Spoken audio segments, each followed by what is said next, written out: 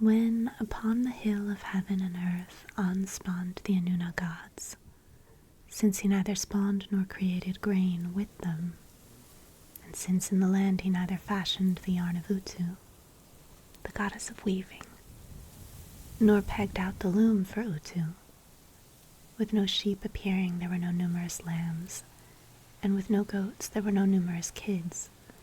The sheep did not give birth to her twin lambs, and the goat did not give birth to her triplet kids.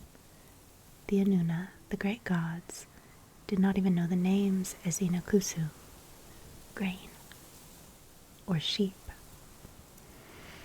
There was no mook grain of 30 days. There was no mook grain of 40 days. There was no mook grain of 50 days. There was no small grain, grain from the mountains, or grain from the holy habitations. There was no cloth to wear. Utu had not been born. No royal turban was worn. Lord Nijirsi, the precious Lord, had not been born. Kakan, the god of wild animals, had not gone out into the barren lands. The people of those days did not know about eating bread. They did not know about wearing clothes. They went about with naked limbs in the land.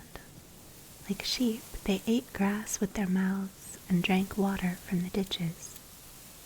At that time, at the place of the gods' formation, in their own home on the holy mound, they created sheep and grain.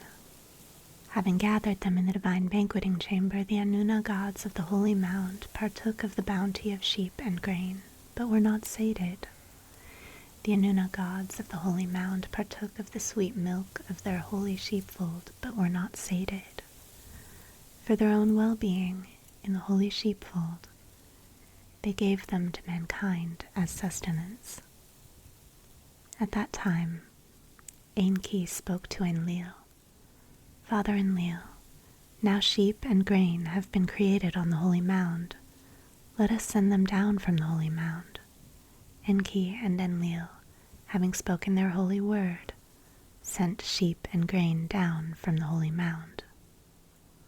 Sheep, being fenced in by her sheepfold, they gave her grass and herbs generously. For grain, they made her field and gave her the plow, yoke, and team. Sheep standing in her sheepfold was a shepherd of the sheepfolds brimming with charm. Grain standing in her furrow was a beautiful girl radiating charm. Lifting her raised head up from the field, she was suffused with the bounty of heaven. Sheep and grain had a radiant appearance. They brought wealth to the assembly. They brought sustenance to the land. They fulfilled the ordinances of the gods. They filled the storerooms of the land with stock. The barns of the land were heavy with them. When they entered the homes of the poor who crouch in the dust, they brought wealth. Both of them, wherever they directed their steps, added to the riches of the household with their weight. Where they stood, they were satisfying. Where they settled, they were seemly.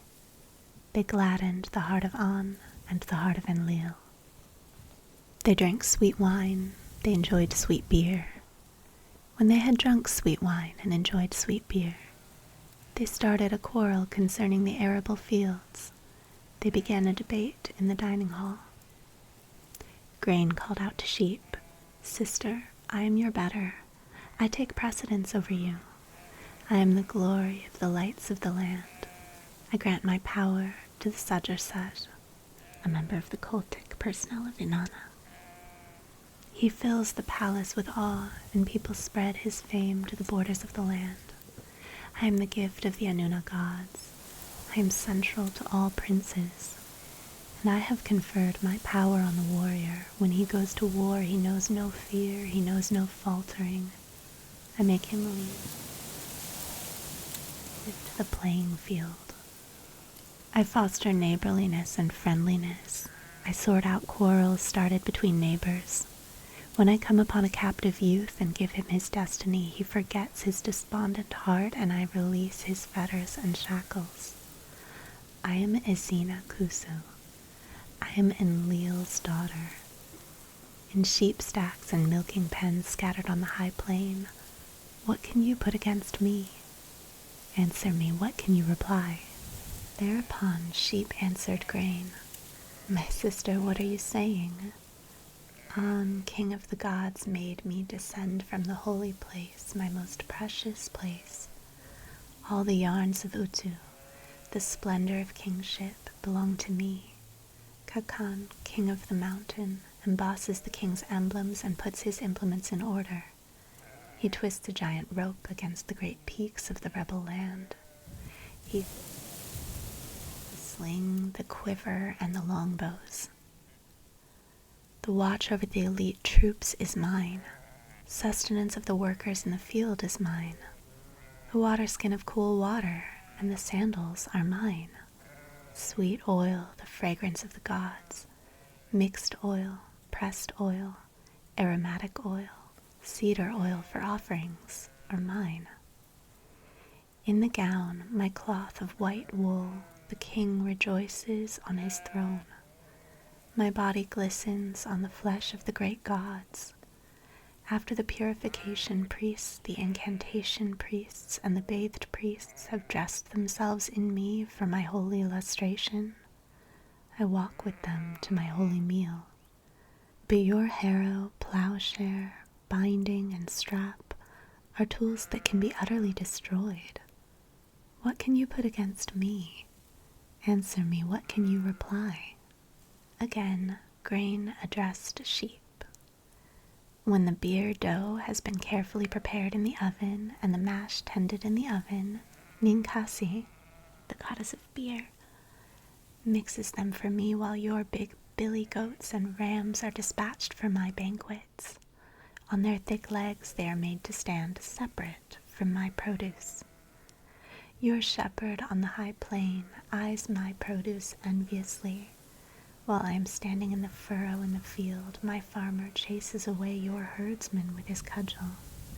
Even when they look out for you, from the open country to the hidden places, your fears are not removed from you. Fanged snakes and bandits, the creatures of the desert, want your life on the high plain. Every night your count is made and your tally stick put into the ground, so your herdsman can tell people how many ewes there are, and how many young lambs, and how many goats, and how many young kids. When gentle winds blow through the city and strong winds scatter, they build a milking pen for you. But when gentle winds blow through the city and strong winds scatter, I stand up as an equal to Ikur, the god of storms. I am grain. I am born for the warrior. I do not give up. The churn, the vat on legs, the adornments of shepherding make up your properties. What can you put against me? Answer me, what can you reply? Again sheep answered grain. You, like holy Inanna of heaven, love horses. When a banished enemy, a slave from the mountains, or a laborer with a poor wife and small children comes, bound with his rope of 1 cubit, to the threshing floor, or is taken away from the threshing floor, when his cudgel pounds your face, pounds your mouth as a pestle, your ears, and you are surrounded by the south wind and the north wind. The mortar, as if it were pumice, it makes your body into flour. When you fill the trough, the baker's assistant mixes you and throws you to the floor, and the baker's girl flattens you out broadly. You are put into the oven, and you are taken out of the oven. When you are put on the table, I am before you. You are behind me. Grain, heed yourself. You too, like me, are meant to be eaten. At the inspection of your essence, why should it be I who comes second? Is the miller not evil? What can you put against me? Answer me what you can reply. Then Grain was hurt in her pride and hastened for the verdict. Grain answered sheep. As for you, Ikur is your master, Kakan your herdsman, and the dry land your bed. Like fire beaten down in houses and fields, Like small flying birds chased from the door of a house, you are turned into the lame and the weak of the land. Should I really bow my neck before you? You are distributed into various measuring containers. When your innards are taken away by the people in the marketplace, and when your neck is wrapped with your very own loincloth, one man says to another, "Fill the measuring container with grain for my ewe."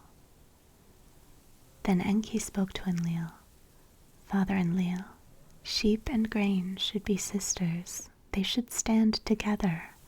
Of their threefold metal shall not cease, but of the two grain shall be the greater. Let sheep fall on her knees before grain. Let her kiss the feet of from sunrise till sunset. May the name of grain be praised. People should submit to the yoke of grain. Whoever has silver, whoever has jewels, whoever has cattle, whoever has sheep, shall take a seat at the gate of whoever has grain, and pass his time there." Dispute spoken between sheep and grain. Sheep is left behind, and grain comes forward. Praise be to Father Enki.